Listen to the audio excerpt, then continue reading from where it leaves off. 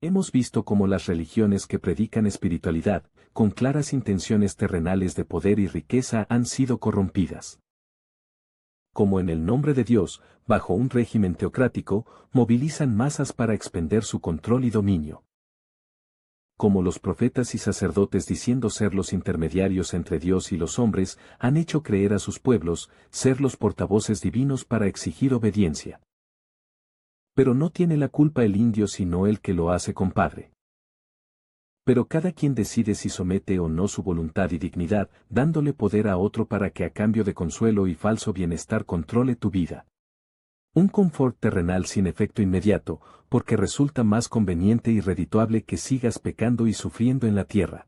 En la búsqueda de un planteamiento más allá de lo material, con imparcialidad de juicios no distorsionados ni corrompidos que no enriquezcan proxenetas religiosos, a los que debes dar lo que te dicen debes prescindir para entrar al paraíso o reino de Dios. Como si se trataran de dos destinos turísticos, dependiendo de cuánto pagues por ello.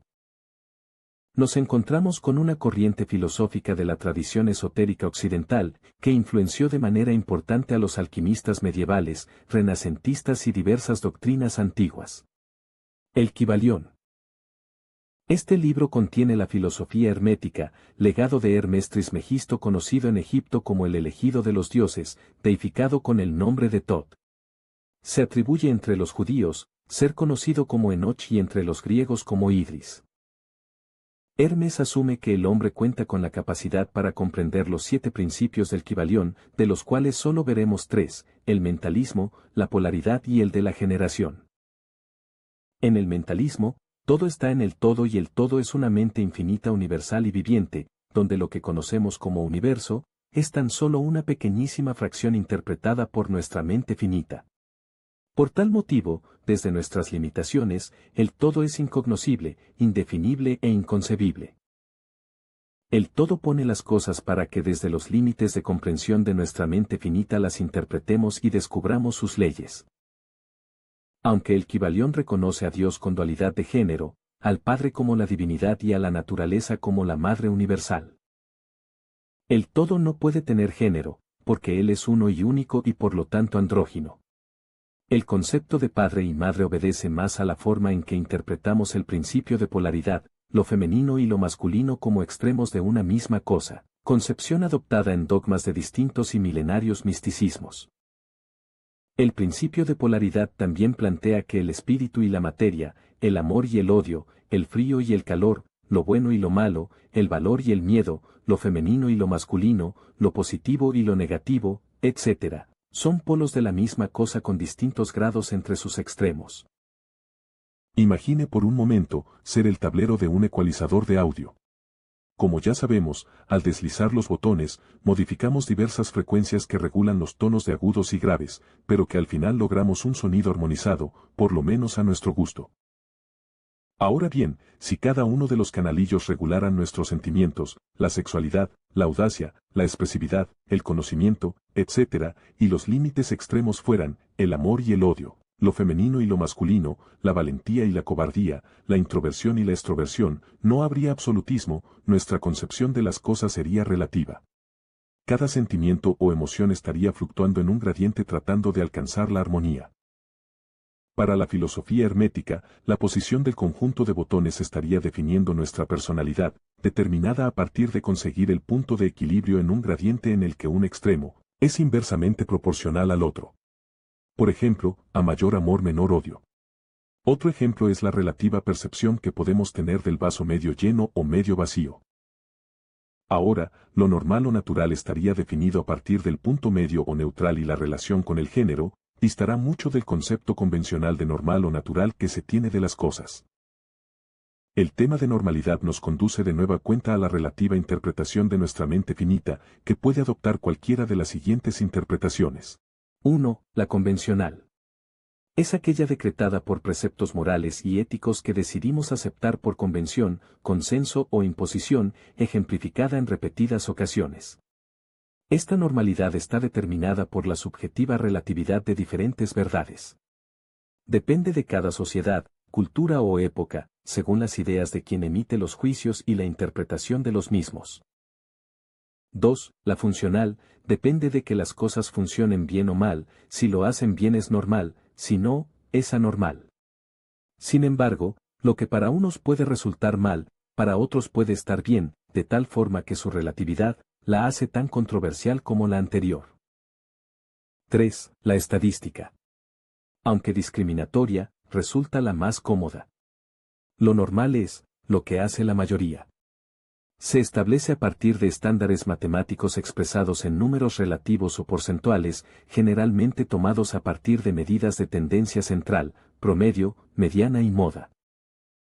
La moda es el evento que se presenta con mayor frecuencia y es interpretada de igual forma en la estadística como en la sociedad. Por ejemplo, lo de hoy es usar pantalones a la cadera, playeras cortas enseñando el ombligo, o afirmar que el color café de los ojos es normal, sería una aseveración aplicable únicamente a los países latinoamericanos ya que en los europeos predominan los colores azules y verdes. Tan relativa es la normalidad que su aplicación e interpretación cambia a lo largo del tiempo. En el pasado se veían normales la práctica homosexual, el geocentrismo, la esclavitud y la monarquía entre otras. Contrariamente, hoy, se les condena y considera fuera de lo normal. Tocante a lo natural, se entiende como aquello perteneciente a la naturaleza, pero en lo referido al sexo esto se vuelve motivo de polémica para aquellos que defienden que lo natural tiene como único fin la procreación. Los que aceptan la fornicación de los animales por carecer de placer y en las humanas, el placer es motivo de censura y, los que comparten y predican la ley natural de Sócrates continuada por Platón y retomada por la Iglesia, que a partir del humanismo cristiano sustenta en la ley mosaica. Cuando la filosofía hermética reconoce que la ciencia solo viene a reafirmar lo que el Kybalión ya había planteado, describiendo y comprendiendo las leyes del todo, acepta que el átomo está compuesto por unidades de energía con cargas negativas, electrón, que giran alrededor de las positivas, protón, con mutua atracción que hacen posible la cohesión de la unidad de materia indivisible. Pero por alguna razón se han asociado las cargas positivas con lo masculino y las negativas con lo femenino y no se requiere especial atención para reconocer que esta perspectiva esotérica reconoce a ambos géneros en un átomo. ¿Pero qué pasó con el neutrón? Ese que ante la repulsión entre las cargas iguales de los protones hace las veces de aislante para evitar la desintegración del núcleo atómico. Algunos consideran que su neutralidad se debe a que contienen ambas cargas que se nulifican, de tal forma que los neutrones vendrían a ser una representación andrógina, que por definición y el principio de correspondencia el todo como uno y único también lo es. Sin variar significativamente su esencia, la conjugación de los principios de polaridad y género han sido adoptados por diferentes doctrinas con el mismo concepto de argumentación. Mientras los judíos andaban pidiendo señales, los griegos buscaban sabiduría, 1 Corintios 1, 22. Los griegos al descubrir la precisión de las matemáticas y las bondades de la geometría la elevaron al plano espiritual, conduciéndolos a adoptar las leyes matemáticas como la forma de conocer e interpretar la suprema creación de Dios.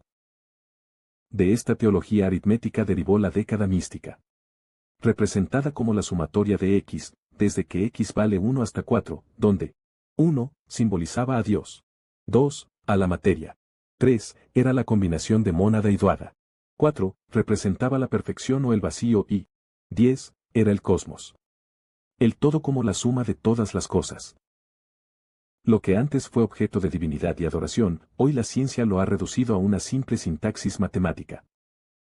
Esta relación fue la base para que los pitagóricos reconocieran en la serie de los 10 primeros números el principio de las cosas.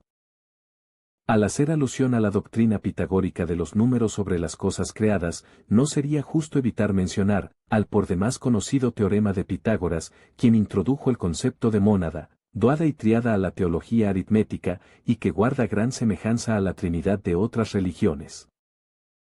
La mónada. Su etimología griega significa unidad y se refiere a aquella indivisible como ente fundamental del universo que refleja la totalidad de la realidad.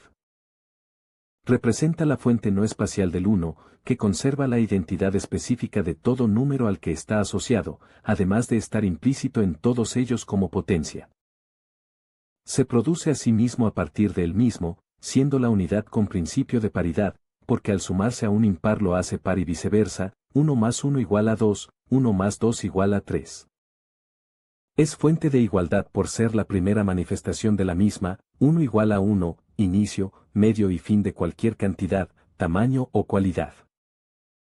Al equiparar estos principios al universo y la naturaleza de las cosas, decidieron que eran lo más apropiado para homologarlo a Dios, como origen, creatividad e intelecto, principio y fin, providencia andrógina que todo lo crea y preserva, forma de las formas, potencia manifiesta en todo lo que existe, materia y forma.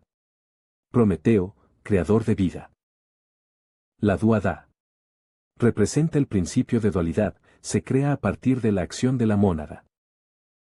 Es la propiedad del uno de producir algo más por adición, 1 más 1. Es la primera pluralidad finita divisible, matriz y origen de la diversidad de los números. De acuerdo al Kybalión, el desdoblamiento de un andrógino se expresa en dos géneros como los extremos de una misma cosa, reconociendo como masculino a Dios Padre y como femenino a la naturaleza como Madre Universal. La Madre Universal de cuya matriz nacen todas las cosas, está imposibilitada para realizar todo el trabajo activo creativo, por lo que requiere de su contraparte masculina. En cualquier plano, bien sea físico, mental o espiritual, los géneros siempre están en constante acción y se manifiestan o interpretan como sexo en el plano material. El desdoblamiento andrógino ha sido reconocido por distintas filosofías con diferentes matices. En la cultura hindú, las deidades de Shiva y Sakti representan los principios masculino y femenino en una coexistencia que conjuga la inseparable divinidad omnipresente, mientras que en Occidente, aquellos que confunden la complementariedad de género espiritual con la del sexo carnal, elucubran en que, la contraparte andrógina de Jesús fue María Magdalena. La duada-se asociada a Isis, esposa de Osiris, madre de Horus, porque el producto de su multiplicación es el resultado de sus acciones y no admite ser dividida en partes desiguales. Con la justicia por su divisibilidad dicotómica. A la naturaleza horrea madre de Zeus, por ser la tendencia hacia el ser, materia productiva dispuesta a compartirse. Con Erato, el amor, una de las 9 musas, hija de Zeus y Mnemosina, porque del amor la mónada tomó forma. Semejante a la creación del género femenino a partir del masculino, referidos en el judeocristianismo e hinduismo con el nacimiento de Eva a partir de una costilla de Adán y de Sakti de la conciencia de Shiva. La tríada, 2 más 1 igual a 3, es la conclusión de todas las cosas. A diferencia de la duada que es un par de mónadas, esta es un sistema de ellas. Así como a la duada se consideró el inicio de la pluralidad, la tríada es su manifestación. La tríada es equilibrio, por ser la primera que tiene un punto medio entre los extremos. Trinidad reconocida en todas las cosmologías, en algunas como Padre Espíritu, Madre Materia, e Hijo Universo manifestado. En la judeocristiana con Dios Padre, Dios Hijo y Dios Espíritu Santo, o en la hindú con Brahma, Vishnu y Shiva. Como el germinado de un andrógino sembrado en la tierra, que se levanta pretendiendo merecer el infinito e inalcanzable cielo, la nostalgia por volver al origen, ha impulsado al hombre a crear diversos rituales y mitos para ascender del plano material al plano espiritual. Uno de los artífices occidentales en la época oscurantista fue llenar el vacío de la escala natural de Aristóteles con una elitista jerarquía celestial, a la que ingresaban los muertos que habían tenido una vida de autoflagelación y o represión sexual, mientras que en la India, la ascensión se hacía por medio del Tantramaituna, rito del amor o magia sexual. En esta práctica sexual hindú, los individuos pretenden alcanzar la dualidad cósmica a partir de la plenitud sexual en una cópula sin eyaculación que va más allá del sexo convencional. Con la ayuda del Java Yoga, el hombre en postura estática es capaz de alcanzar el orgasmo sin secreción de semen, la mujer en cambio en más dinámica obteniendo mayor placer. Pretenden la representación andrógina caracterizando a Shiva y Sakti.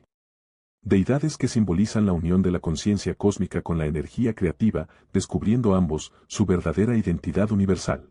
Aunque esta no es la única forma, representa la pluralidad con la que el hombre concibe la unión de la mónada y la duada, referida tanto en la década mística de los griegos como en el Kybalión.